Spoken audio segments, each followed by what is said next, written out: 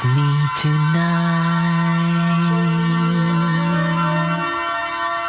Hi, my name is Teddy Ruxpin. Can you and I be friends? I really enjoy talking to people. I would like you to meet some of my other friends too. We're going to have lots of good times together. Now, listen to this sound. That sound reminds you to open the book to page 1.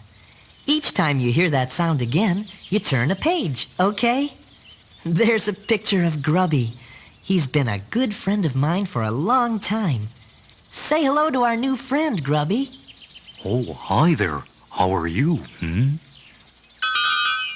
Remember, turn the page. Hey, Grubby, do you remember this song? Yeah, I sure do. Your friend is what I'd like to be. Your friend, 'cause I like you. Do you like me? My friend, I'd like for you to be. My friend, I'm nice to you, you're nice to me.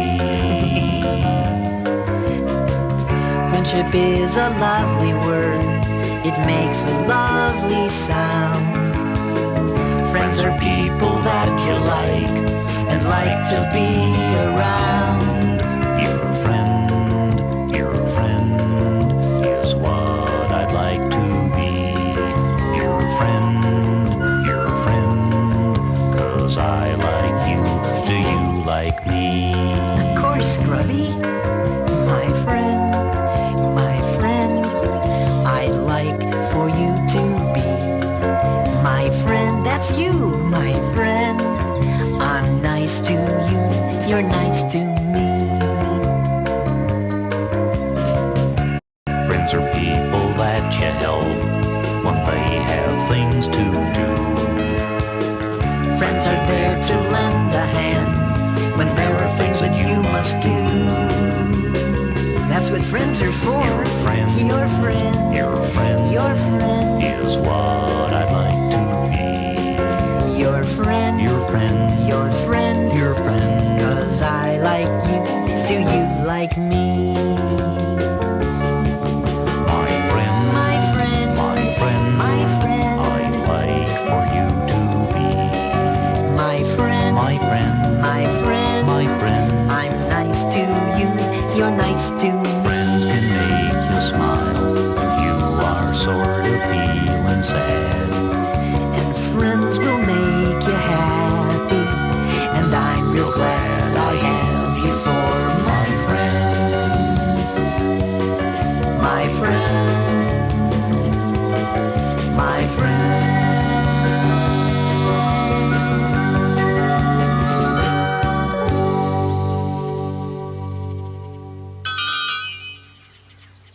Grubby and I had always wanted to go in search of new and wonderful things. Then, one day, we found an old treasure map. The treasure was supposed to be hidden in the far-off land of Grundo. And so we left our homeland of Rilonia and set out on our great adventure. Let's go to far-off places and search for treasures bright.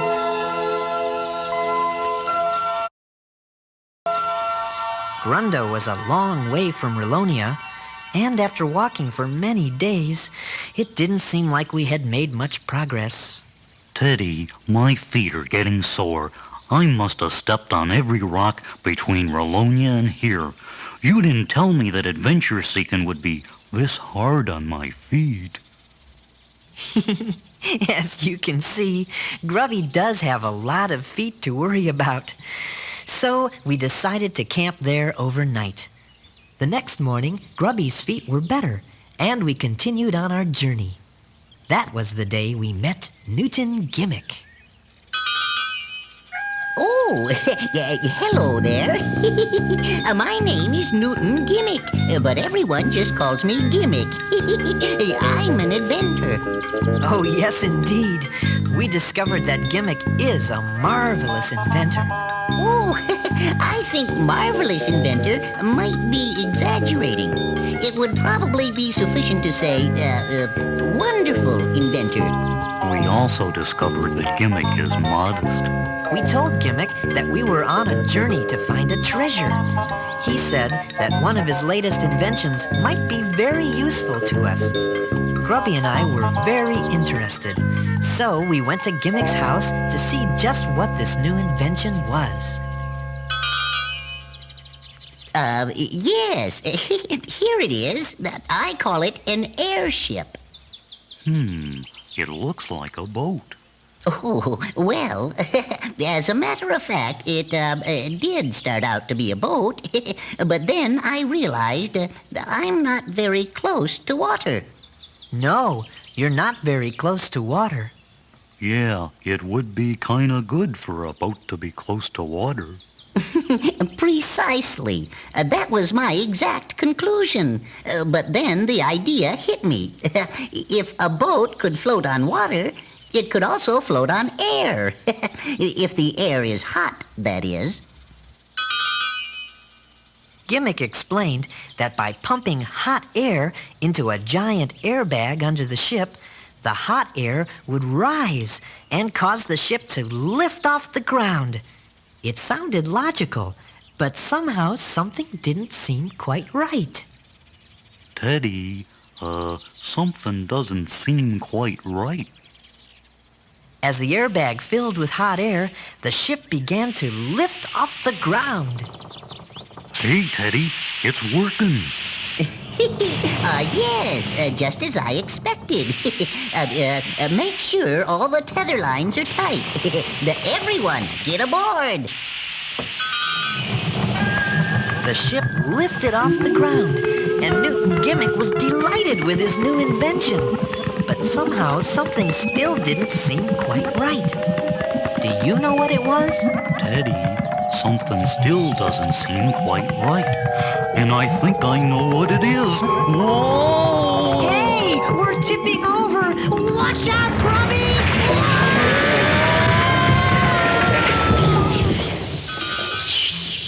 The airship had turned upside down and crashed. Apparently, something wasn't quite right. Oh, really? Maybe it was the hot airbag trying to get out from under the ship? Yes, Grubby. That may be it. What Grubby said was correct. By any chance, did you expect what would happen? We discovered that the hot air should pull the ship up into the sky, not push it, which meant the ship would have to be suspended by ropes from the airbag. Indeed, Teddy. And once we had done that, everything was all right. Well, almost all right anyway. You see, we could make the ship go up and down okay, but we couldn't steer it very well. In fact, we got stuck in a tree. Suddenly, we heard a tiny voice. Just what are you doing in my tree? Huh? Who said that? I said that and I'll say it again. Just what are you doing in my tree? We discovered that the voice was coming from a tiny flying lady. Hey, would you look at that? What is it? I'm a wood sprite. Oh, no. There is no such thing as a wood sprite. Oh, no? And I suppose there's no such thing as a big bag of air stuck in my tree. But there it is, big as life. She was a real wood sprite, no bigger than a bird, and very pretty. Well, how about moving this Oh. Do you really think I'm pretty? Oh, yes, I certainly do. Oh, aren't you sweet? And who are you?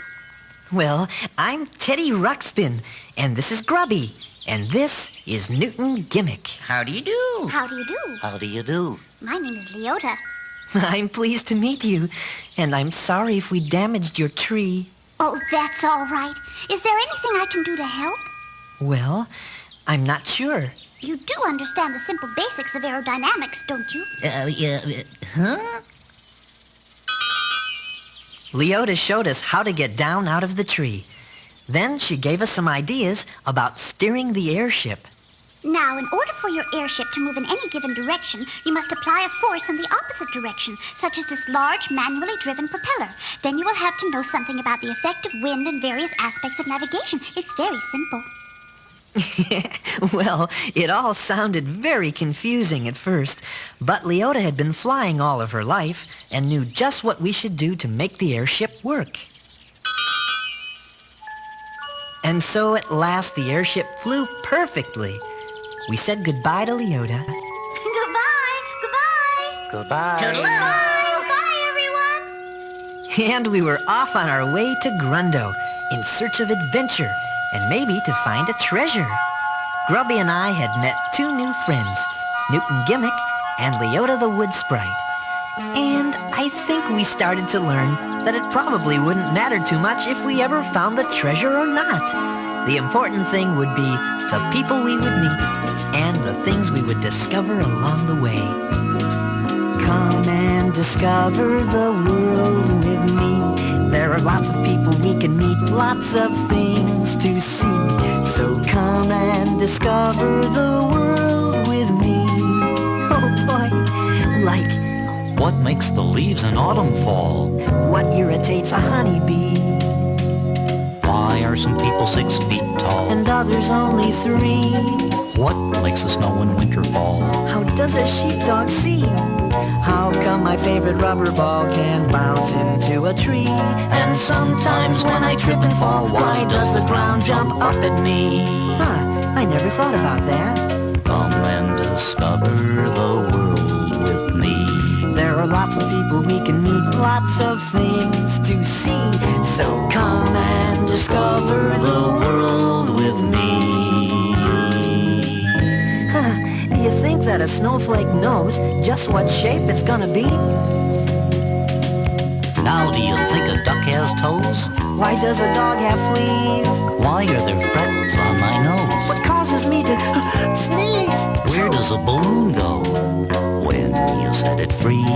And overnight a mushroom grows, but it takes years to grow a tree. Don't ask me. Okay, come and discover the world with me. There are lots of people we can meet, lots of things to see. So come and discover the world with me. Come on, Teddy, let's go. It's a world full of wonders and it's here for you and me. Come and discover the world with me, my friend. My friend. Come and discover the world with me, my friend. My friend.